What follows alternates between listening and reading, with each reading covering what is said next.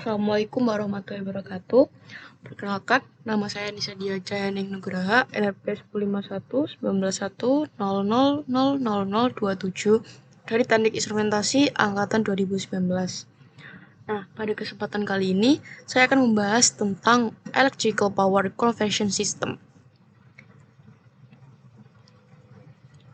Lalu lanjut. Ini terdiri dari 5 bagian. Yang pertama ada Power Electronics Preface atau pengertian dari Power Electronics sendiri. Yang kedua ada Power Conversion Need.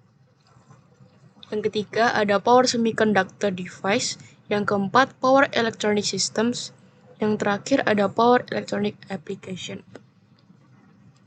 Nah, untuk pengertiannya sendiri, Power Electronics Preface ini didefinisikan sebagai sebuah aplikasi elektronika yang dia itu menitik beratkan pada peraturan peralatan listrik yang berdaya besar dengan cara melakukan pengubahan parameter-parameter listrik seperti arus, tegangan, dan daya listrik. Konverter daya adalah dia ini mengkonversi energi listrik dari suatu bentuk ke bentuk lainnya. Nah, dia ini mengkonversi antara tegangan AC dan DC. Dan dia itu juga bisa mengubah tegangan atau hanya frekuensi saja atau beberapa dengan kombinasi. Nah, di sini tadi kita membahas tentang aplikasi elektronika. Nah, aplikasi elektronika di sini itu maksudnya rangkaian yang menggunakan peralatan elektronika, terutama semikonduktor yang difungsikan sebagai saklar atau switching untuk melakukan pengaturan dengan cara melakukan pengubahan tipe sumber. Nah, untuk konversi sendiri atau konverter sendiri itu istilahnya tuh dia sebuah listrik atau perangkat elektromagnetis untuk mengkonversi energi listrik. Sama seperti transformator mengubah tegangan dari AC listrik. Nah, konversi daya ini seperti pada kebanyakan catu daya, konverter, inverter, AC/DC super supply, regulator, dan membutuhkan analisa yang rumit. Lalu lanjut. Ini dia perbedaan antara atom konduktor dan semikonduktor. Nah, di sini ada silikon atom dan koper atom. Koper di sini tembaga. Sudah jelas di sini bahwa silikon atom adalah semikonduktor dan koper atom adalah tembaga yang memiliki sifat konduktor. Nah, inti atom pada silikon atom di sini memiliki 14 proton dan 10 elektron. Dan silikon atom ini memiliki lebih banyak gaya yang mencoba menahan elektron valensi ke atom dalam silikon daripada ke tembaga. Nah, EV atau elektron valensi silikon ini berada pada kulit ketiga. Lalu, koper atau tembaga ini adalah konduktor. Dia memiliki 29 proton dan 28 elektron. Dia ini elektron valensinya berada pada kulit keempat. Elektron valensi dalam tembaga ini memiliki lebih banyak energi daripada silikon. Nah, karena itu jumlah besar EV dalam tembaga sudah memiliki energi yang cukup untuk menjadi elektron bebas pada suhu kamar yang normal. Lalu lanjut, kita beranjak ke formula atau rumus dalam electronic power. Rumusnya tidak jauh dari listrik atau elektrik. Di sini ada lingkaran yang terbagi menjadi 4. Ada I atau arus listrik, volts tegangan, P adalah power, dan R resistansi atau hambatan. Di sini ada rumus electric power, electric current, electric voltage, dan electric resistance. Lalu lanjut, power conversion need atau konversi daya yang dibutuhkan.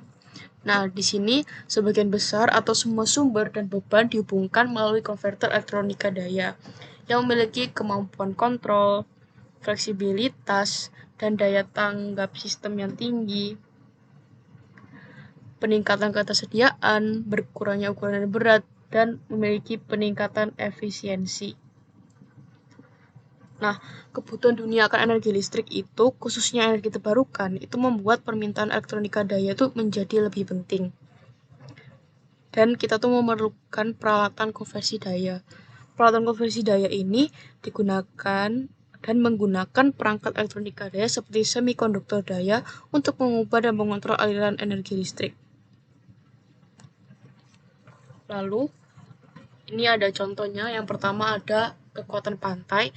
Gambar nomor pertama adalah proyek pembangkit listrik tenaga pantai PCTI di Pulau Kanowan. Nah, di sini dia elektronika dayanya digunakan untuk memasok daya ke kapal di tempat berlabuh. Konverter frekuensi digunakan untuk aplikasi daya pantai. Kapal dari negara berbeda memiliki kebutuhan daya yang berbeda dari negara yang mereka kunjungi. Nah, kekuatan jaringan negara ini digunakan untuk memberi daya pada kapal-kapal ini.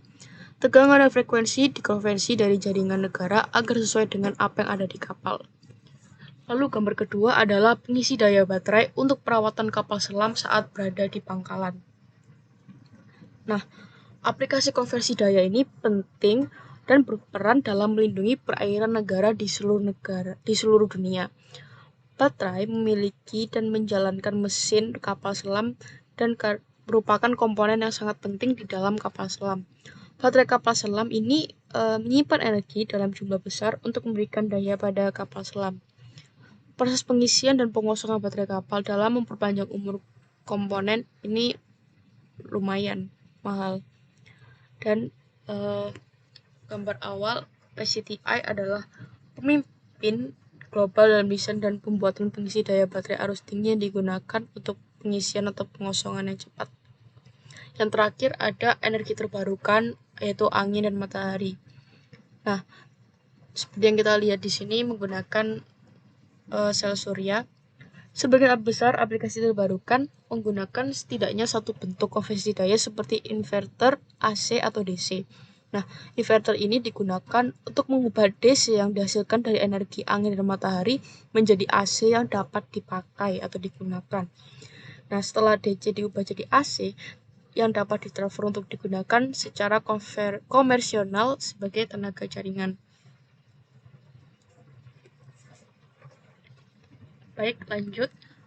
Di sini saya akan membahas tentang power semiconductor device. Perangkat semikonduktor daya merupakan jantung dari sistem elektronika daya. Era elektronika daya modern dimulai dengan pengenalan perangkat semikonduktor daya pada tahun 1950-an, terutama dengan pengenalan komersial thyristor pada tahun 1958. Nah, sejak itu banyak perangkat semikonduktor daya seperti triac gate junction of thyristor atau GTO, transistor daya bipolar BPT atau BCT, MOSFET daya, transistor bipolar gerbang terisolasi IGBT, transistor induksi statis SIT, dan thyristor induksi statis SITH, dan thyristor yang dikendalikan MOS MTC telah muncul. Nah, di sini ada nama-nama baru seperti GTO, transistor, thyristor, MOSFET. Nah, selanjutnya akan mengupas apa sih istilah-istilah baru di sini. Nah, ada yang pertama power dioda, power MOSFET, insulated gate bipolar transistor, dan thyristor. Nah, yang pertama ini ada power atau dioda. Di sini dioda ini semikonduktor yang berupa komponen elektronika daya yang dia ini memiliki dua terminal, yakni anoda dan katoda. Nah, dalam elektronika daya dia itu difungsikan sebagai saklar. Yang kedua ada power MOSFET. Power MOSFET di sini merupakan komponen semikonduktor yang memiliki tiga terminal, gerbang, source, dan drain.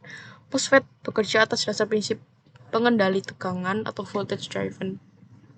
Lalu yang ketiga ada insulated gate bipolar transistor.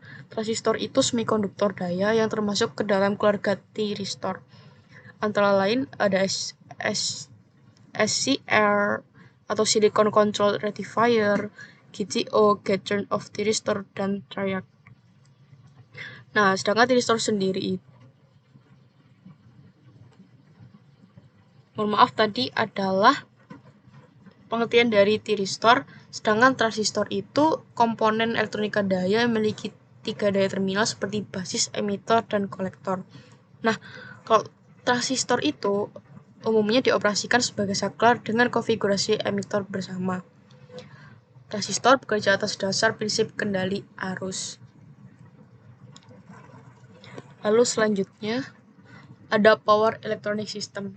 Power elektronik atau elektronika daya sistemnya itu mengacu pada proses pengendalian aliran arus dan tegangan, dan kemudian diubah jadi daya sesuai untuk beban pengguna. Sistem elektronika daya yang paling diinginkan adalah yang memiliki efisiensi dan reliabilitas mencapai 100%. Namun pada kenyataannya, belum ada sistem elektronika daya yang bisa mencapai tingkat efisiensi tersebut. Oleh karena itu, pengembangan sistem elektronika daya perlu dikembangkan untuk mencapai tingkat efisiensi maksimum. Nah, seperti yang kita lihat di sini ada diagram blok. Nah, diagram blok ini ada electric power, electronic power circuit, user electrical load, dan control circuit. Nah, komponen-komponen utama sistem elektronika daya ini saling berkaitan. Sistem elektronika daya mengubah energi listrik dari satu bentuk ke bentuk lainnya dan memastikan ada hal-hal yang tercapai seperti maksimum efisiensi atau efisiensi maksimal, maksimum reliability atau kegunaan maksimal, maksimum availability ketersediaan maksimal, dan dengan minimum cost biaya minim, least weight atau ringan, dan small size berukuran kecil. Nah, lalu aplikasi elektronika daya itu diklasifikasikan menjadi dua jenis, yakni ada aplikasi statis dan aplikasi drive atau motor. Aplikasi statis di sini digunakan untuk proses pemindahan dan atau rotasi komponen mekanis seperti pengelasan, pemanasan, pendinginan, pelapisan elektro dan daya DC, dan masih banyak lainnya. Contohnya pada power supply. Lalu yang kedua ada aplikasi penggerak. Aplikasi penggerak memiliki bagian yang berputar seperti motor. Contohnya termasuk kompresor, pompa, belt, conveyor, sistem pendingin udara, dan lain sebagainya. Contohnya seperti AC system atau air conditioning system. Nah, elektronika daya ini digunakan untuk mengontrol elemen seperti kompresor. Nah, diagram skematis di bawah ini menunjukkan bagaimana elektronika daya digunakan dalam sistem AC yang ditunjukkan pada gambar di bawah ini. Baik, kita lanjut ke slide selanjutnya. Lalu ini ada aplikasi dari elektronika daya atau power electronic application.